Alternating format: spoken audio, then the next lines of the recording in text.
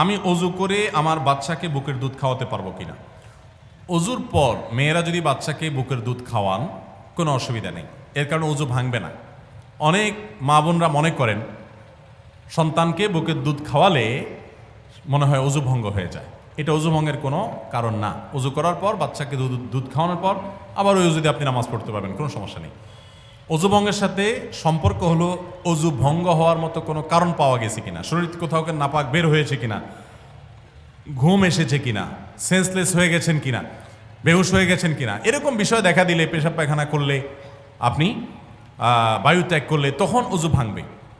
সন্তানকে দুধ খাওয়ানোর সাথে অজুর ভাঙার কোনো সম্পর্ক নেই। ওয়াশরুমে অজু করে নামাজ পড়লে নামাজ হবে কিনা। অজুখানায় বিশেষ করে যেখানে কমোড প্যান আছে টয়লেটের, সেরকম জায়গায় যদি আপনি অজু করেন তো সেখানে যদি কোনো আড়াল না থাকে, তো এখানে অজু করতে গেলে বিসমিল্লাহ বলা উত্তম, সুন্নাহ।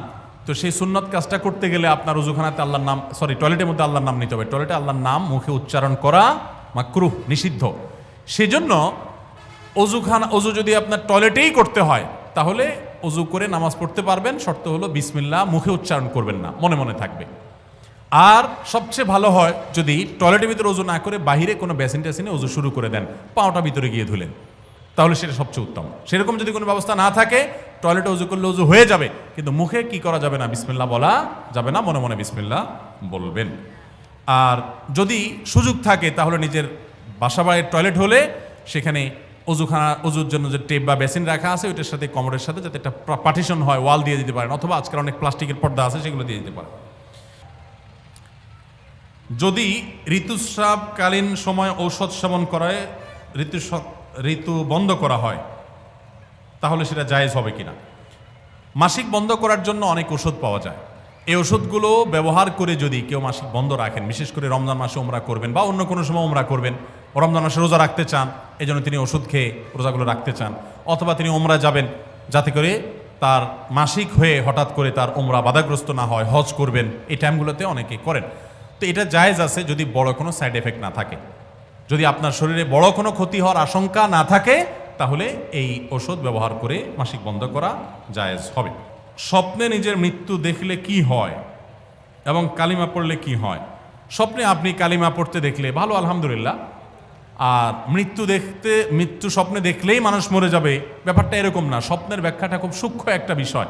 স্বপ্নের ব্যাখ্যা সম্পর্কে জানাশোনা মানুষ আমাদের সমাজে দিন দিন হারিয়ে যাচ্ছে। একসময় অনেক ছিল, এখন সেরকম আল্লাহওয়ালা মানুষ খুব বেশি পাওয়া যায় না।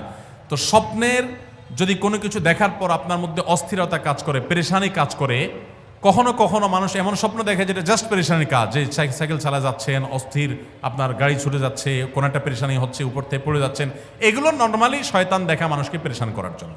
আর যদি কোনো স্বপ্ন আপনার কাছে মনে হয় বেশ ইন্ডিকেটমূলক, বেশ আপনার এটা ইঙ্গিত করছে, ইঙ্গিতবাহী কোনো স্বপ্ন ব্যাখ্যা আছে মনে হয়, বাট আপনার মধ্যে পেরেশানি লাগছে, দেখে আপনার কাছে খারাপ লাগছে, তখন আল্লাহর কাছে পানা চাইবেন। ঘুম ভাঙলে উঠে 2 রাকাত নামাজ পড়ার কথা হাদিসে বলা আছে, প্রতীকী থুতু বাম পাশে থুতু নিক্ষেপ করার কথা বলা আছে, এবং আল্লাহর কাছে পানা চাইবেন যেন স্বপ্নের ক্ষতি থেকে আল্লাহ তাআলা রক্ষা করেন। এর বাইরে বিশেষ কোনো করণীয় নেই।